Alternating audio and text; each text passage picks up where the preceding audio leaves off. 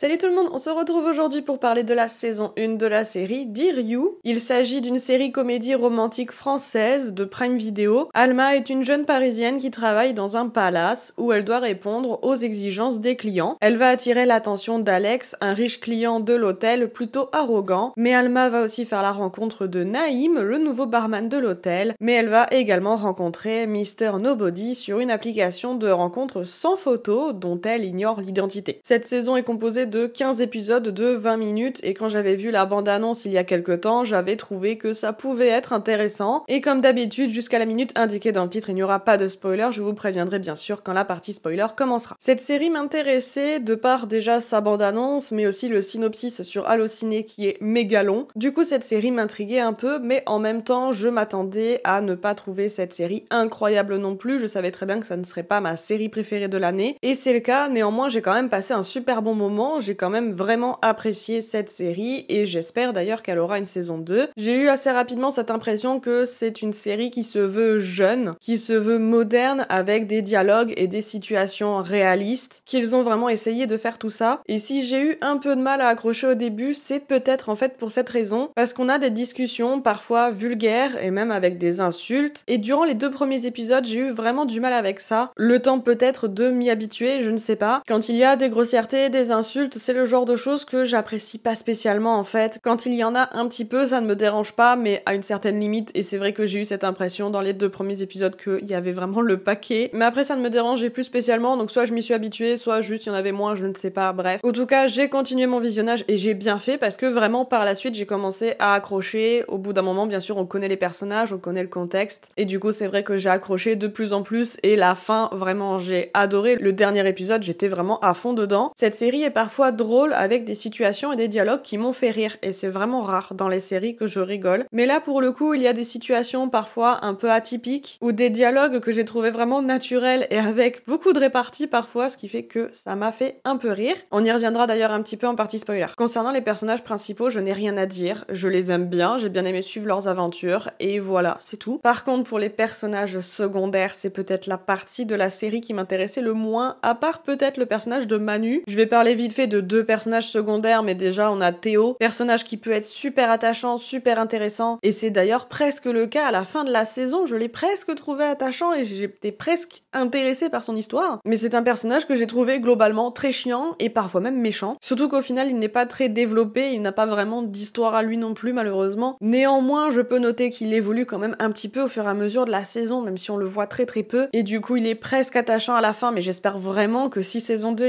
il aura une histoire propre à lui, qu'on sera beaucoup plus avec ce personnage, parce que en fait je pense que ce personnage peut être super intéressant et qu'il a vraiment un gros potentiel. Et j'aimerais revenir rapidement sur le personnage de Joe. Alors c'est un personnage qui a une histoire qui ne m'intéresse absolument pas. Alors je ne dis pas que son histoire n'est pas intéressante, mais juste que moi ça ne m'intéresse absolument pas, tout simplement parce que son histoire tourne autour du couple libre, et j'ai surtout eu l'impression qu'elle ne savait pas ce qu'elle voulait. Si saison 2 j'espère qu'elle aura une histoire qui m'intéressera un peu plus, tout comme Théo d'ailleurs. Maintenant que ces 2 personnages sont introduits, j'espère qu'ils auront plus de place et plus de développement dans une potentielle saison 2. Et c'est d'ailleurs peut-être un des seuls points négatifs que j'ai trouvé à cette série, parce qu'après je trouve qu'il y a une petite particularité originale à cette série, c'est l'application de rencontre, puisque c'est une application où il n'y a pas de photos, on match avec des gens pour leur personnalité. Déjà je trouve ça original, j'aime beaucoup l'idée, mais en plus de ça, ça ajoute le fil rouge avec l'envie de découvrir qui est cette personne, découvrir son identité, mais sans pour autant que tout tourne autour de ça, mais ça fait du coup une intrigue en plus, et une intrigue plutôt intéressante. La saison 2 serait en cours d'écriture, même si on attend toujours la confirmation du renouvellement, mais ça a l'air plutôt bien parti pour une saison 2, donc on croise les doigts. On va maintenant passer en partie spoiler, donc si vous n'avez pas vu la saison 1 de Dear You, eh bien vous risquez d'être spoilé. Déjà on va commencer par un petit détail, mais on va parler de la cuisine. Déjà je ne dirai pas ce que je pense du cuisinier, on va dire méchant, parce que vraiment on pourrait l'insulter ce gars, mais là où je veux en venir en parlant de lui, c'est que j'avais vraiment peur que le scénario soit trop facile, c'est-à-dire que le cuisinier méchant à un moment va devenir gentil. J'avais vraiment peur en fait de cette évolution de personnage qui était vachement prévisible, et je ne voulais absolument pas voir ça, et tant mieux on n'est pas allé là-dedans, puisque ce cuisinier méchant finalement s'est fait virer, et c'est pas plus mal, et c'est même pas trop tôt, et c'est à partir de là où je me suis dit qu'on peut avoir vraiment de belles surprises pour une suite, parce que là pour le coup cette saison 1 j'avais vraiment l'impression que c'était une introduction, une belle histoire d'amour, un triangle amoureux, tout ça. Mais en voyant du coup que le scénario ne tombe pas dans la facilité, me montre que en fait on peut avoir un potentiel incroyable pour cette saison 2, surtout avec la fin de la saison 1, on va y revenir, même si par moment je me suis dit à quel moment tu fais ça. Exemple concret, le premier date entre Alma et Naïm, où Alex s'invite, d'ailleurs il connaît l'adresse d'Alma, bref, mais du coup ils finissent par manger à 3 puis à 6, et la suite bien sûr vous la connaissez. Et bien pour le coup, même si au début je me suis dit pourquoi, et à quel moment ce genre de choses arrive, et bien cette scène qui semble improbable m'a fait beaucoup rire pour le coup. Et au final c'est le genre de situation qui me fait sortir de la série parce que Alma fait n'importe quoi, mais en même temps j'ai quand même bien aimé parce que j'ai trouvé ça assez drôle. L'histoire d'Alex est plutôt intéressante avec toute l'enquête sur sa femme, ça évite en fait le triangle amoureux beaucoup trop présent, et je me demande vraiment quel est le scandale de la fin de la saison. On va revenir bien sûr sur le personnage de Mr. Nobody, et je le savais, j'en étais sûre qu'il connaissait l'identité du coup d'Alma. Du coup quand il a dit le prénom d'Alma, c'est là où vraiment tout mon intérêt est revenu en fait, même si j'étais vraiment dans la saison quand même, hein, j'aimais bien regarder cette série, mais c'est vrai que tout l'intérêt vraiment a grimpé à ce moment-là. D'ailleurs je me dis que ça doit être quand même assez flippant comme situation de se rendre compte que la personne qu'on ne connaît absolument pas mais avec qui on discute depuis des semaines connaît notre identité. C'est assez flippant, et d'ailleurs je me demande comment est-ce qu'il sait que c'est Alma. Est-ce qu'il le savait dès le début? Est-ce qu'il s'en est rendu compte au bout d'un moment? Et bien sûr, quelle est son identité? Qui est cette personne? On pourrait croire que c'est Sam, et d'ailleurs parmi tous les personnages que l'on connaît, je pense que c'est le seul qui correspondrait. Je n'espère pas que ce soit Sam, vraiment, j'espère que c'est un nouveau personnage, quelqu'un qu'on ne connaît pas, quelqu'un qu'on n'a jamais vu, mais il faudra attendre la saison 2. Si saison 2 il y a, je croise les doigts vraiment, parce qu'en fait, là, avec la fin de la saison 1, j'ai vraiment envie de voir la saison 2. D'ailleurs, j'aime pas ce genre de saison qui s'arrête en plein milieu de l'histoire, parce que, bah, clairement, c'est le cas, en fait, hein. Je préfère totalement quand la saison se termine proprement, on va dire, avec une histoire terminée, même s'il y a un pas vers la saison d'après, mais qu'au moins l'histoire globalement est terminée.